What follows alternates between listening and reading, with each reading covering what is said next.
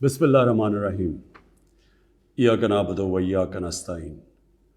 Mr. President, I congratulate you on assuming the presidency of the 76th session of the General Assembly. I also wish to express appreciation for the significant achievements of your predecessor, Volkan Bozkır, who guided the Assembly skillfully under the difficult circumstances imposed by the COVID-19 pandemic. Mr. President, the world is facing triple challenge of the COVID-19, the accompanying economic crisis, and the threats posed by climate change. The virus does not discriminate between nations and people, nor do the catastrophes imposed by uncertain weather patterns. The common threats faced by us today not only expose the fragility of the international system, they also underscore the oneness of humanity. By the grace of Almighty Allah, Pakistan has been successful so far in containing the COVID pandemic. Our collaborated strategy of smart lockdowns helped save lives and livelihoods and kept the economy afloat. Over 15 million families survived through a social protection program of Ehsaas. Mr. President, climate change is one of the primary existential threats that our planet faces today.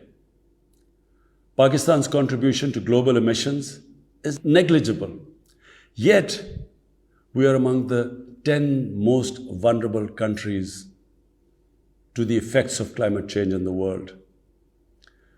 Being fully aware of our global responsibilities, we have embarked upon game-changing environmental programs.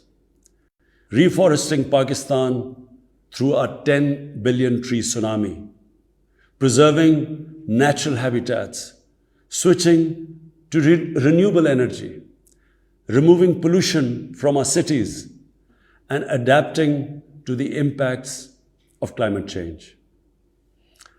To address the triple crisis of COVID pandemic, economic downturn, and climate emergency, we need a comprehensive strategy that should include, number one, vaccine equity.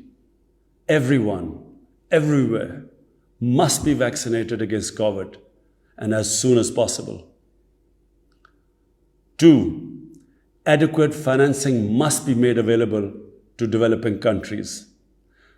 This can be ensured through comprehensive debt restructuring, expanded ODA, redistribution of unutilized SDRs, and allotment of a greater proportion of SDRs to developing countries. And finally, provision of climate finance. Three, we must adopt clear investment strategies which help alleviate poverty, promote job creation, build sustainable infrastructure, and of course, bridge the digital divide. I propose that the Secretary General convene an SDG summit in 2025 to review and accelerate implementation of sustainable development goals. Mr. President, because of the plunder of the developing world by their corrupt ruling elites, the gap between the rich and the poor countries is increasing at an alarming speed. Through this platform, I've been drawing the world's attention towards the scourge of illicit financial flows from developing countries. The Secretary General's high-level panel of financial accountability, transparency, and integrity, called the FACTI panel, has calculated that a staggering $7 trillion in stolen assets are parked in financial haven destinations. This organized theft and illegal transfer of assets has profound consequences for the developing nations. It depletes their already meager resources. accentuates the levels of poverty, especially when laundered money puts pressure on the currency and leads to its devaluation. At the current rate, when the FactI panel estimates that $1 trillion every year is taken out of the developing world, there will be a mass exodus of economic migrants towards the richer nations. What the East India Company did to India, the crooked ruling elites are doing to the developing world, plundering the wealth and transferring it to Western capitals and offshore tax havens. And Mr. President, retrieving the stolen assets from the developed countries is impossible for poor nations. The rich countries have no incentives or compulsion to return this ill-gotten wealth. And this ill-gotten wealth belongs, remember, to the masses of the developing world. I foresee in the not too distant future, a time will come when the rich countries will be forced to build walls to keep out economic migrants from these poor countries. I fear a few wealthy islands in the sea of poverty will also turn into a global calamity like climate change. The General Assembly must take steps meaningfully to address this deeply disturbing and morally repugnant situation, naming and shaming the haven destinations and developing a comprehensive legal framework to halt and reverse the illicit financial flows are most critical actions to stop this great economic injustice. And at a minimum, the recommendations of the Secretary General's FactI panel should be fully implemented. Mr. President, Islamophobia is another pernicious phenomenon that we all need to collectively combat. In the aftermath of the 9/11 terrorist attacks, terrorism has been associated with Islam by some quarters. This has increased the tendency of right-wing, xenophobic and violent nationalists, extremists and terrorist groups to target Muslims. The UN Global Counter-Terrorism Strategy has recognized these emerging threats. We hope the Secretary General's report will focus on these new threats of terrorism posed by Islamophobes and right-wing extremists. I call on the Secretary General to convene a global dialogue on countering the rise of Islamophobia. Our parallel efforts at the same time should be to promote interfaith harmony, and they should continue. Mr. President, the worst and most pervasive form of Islamophobia now rules India. The hate-filled Hindutva ideology propagated by the fascist RSS BJP regime has unleashed a reign of fear and violence against India's 200 million Muslim strong community.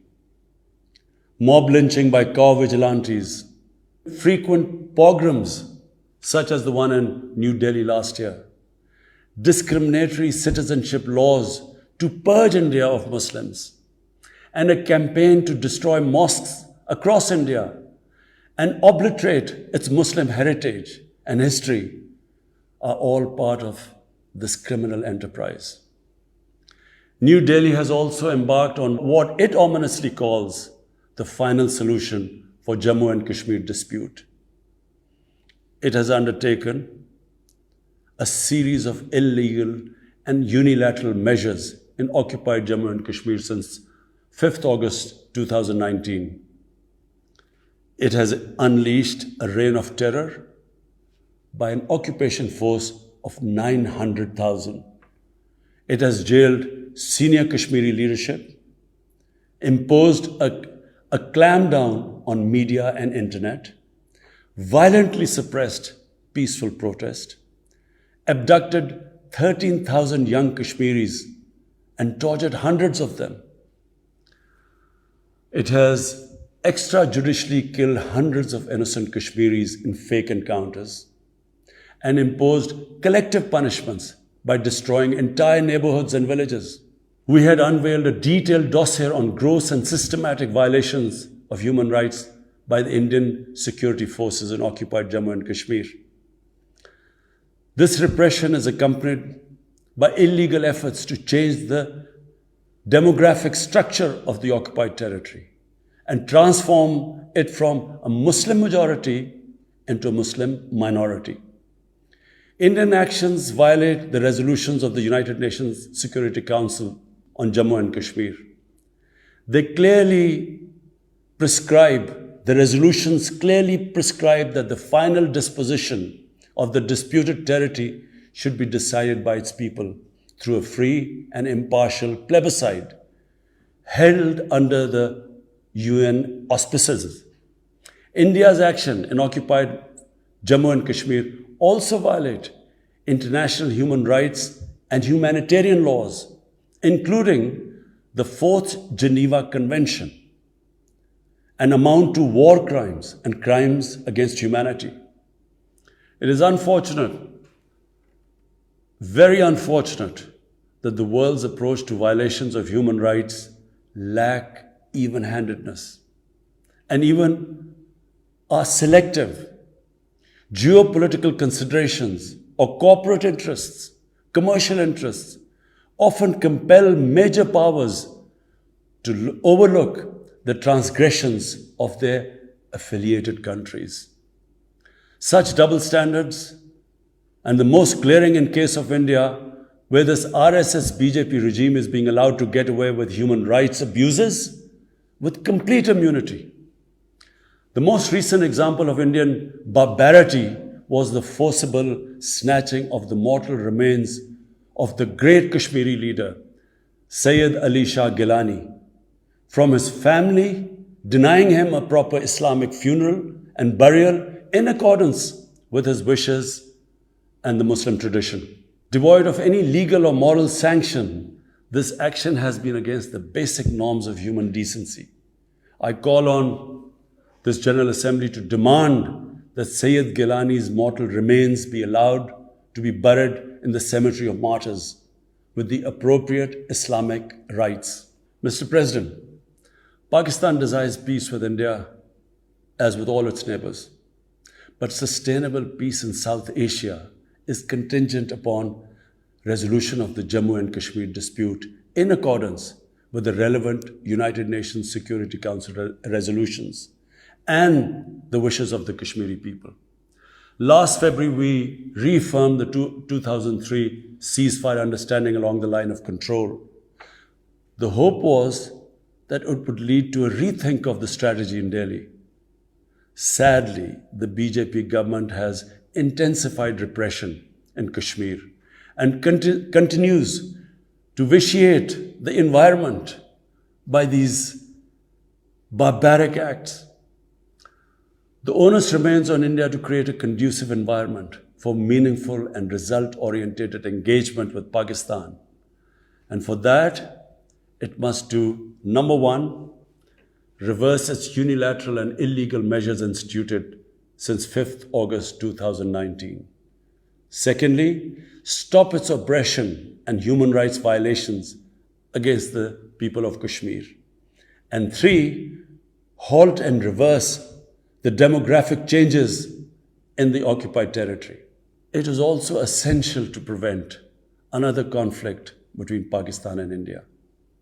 India's military buildup, development of advanced nuclear weapons, and acquisition of destabilizing conventional capabilities can erode mutual deterrence between the two countries. And now, Mr. President, I want to talk about Afghanistan. The current situation in Afghanistan, for some reason, Pakistan has been blamed for the turn of events by politicians in the United States and some politicians in Europe. From this platform, I want them all to know the country that suffered the most, apart from Afghanistan, was Pakistan when we joined the US war on terror after 9/11. 80,000 Pakistanis died. $150 billion was lost to our economy. There were 3.5 million internally displaced Pakistanis. And why did this happen?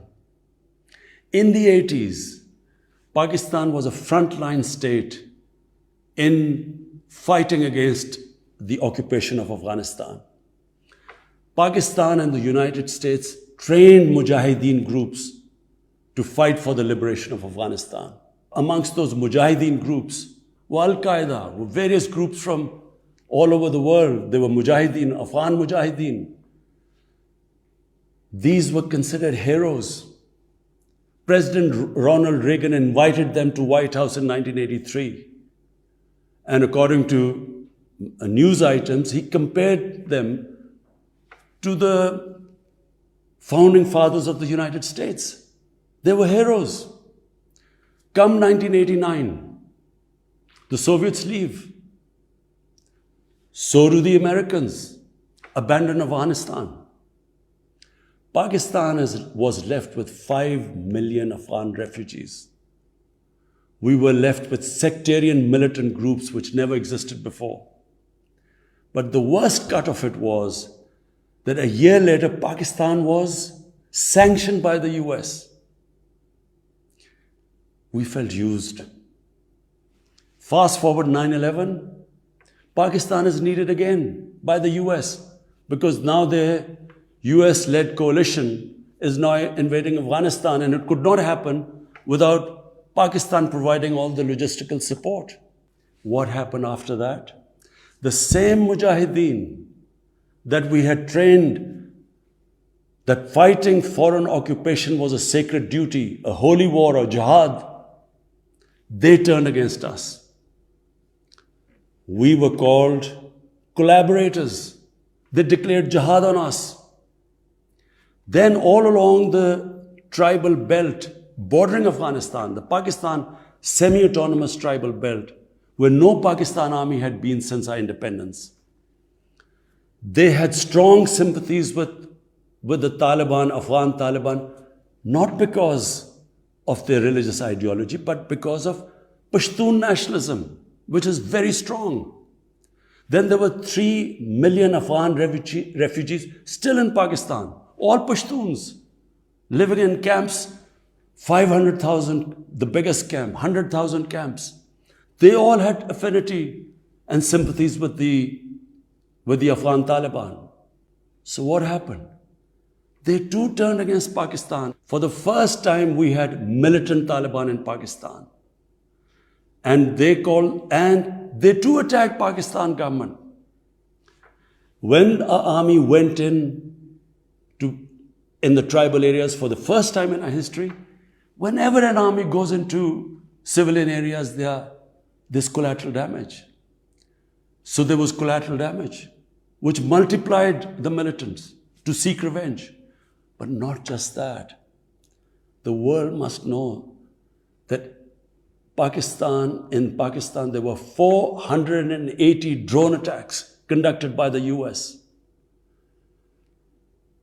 480 drone attacks. And we all know that drone attacks are not that precise. They cause more collateral damage than the militants they are targeting. So, who did the people whose relatives were being killed? Who did they seek revenge? Against Pakistan. Between 2004 and 2014, there were 50 different militant groups attacking the state of Pakistan. At one point, people like us were worried that will we survive this? There were bombs going all over Pakistan. Our capital was like a fortress. Had it not been for one of the most disciplined army in the world and one of the best intelligence agencies in the world, I think Pakistan would have gone down. So when we hear this at the end, there's a lot of worry about in the US about taking care of the people who helped them, the interpreters and everyone who helped the US. What about us? The only reason we suffered so much was because we became an ally of the US, of the coalition in the war against Afghanistan, where there were attacks being conducted from Afghan soil into Pakistan. At least there should have been a word of appreciation. But rather than appreciation, imagine how we feel when we are blamed for the turn of events in Afghanistan. After 2006, it became apparent to everyone who understood Afghanistan's history that there would be no military solution in Afghanistan.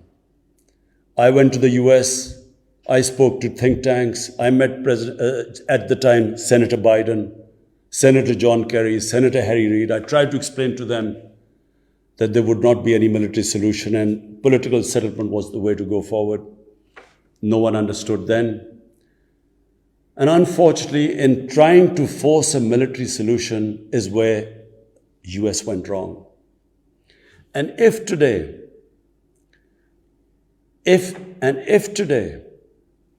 the world needs to know why the Taliban are back in power, all the world has to do is do a deep analysis of why 300,000 well-equipped Afghan army, and remember, Afghans are one of the bravest nations on earth.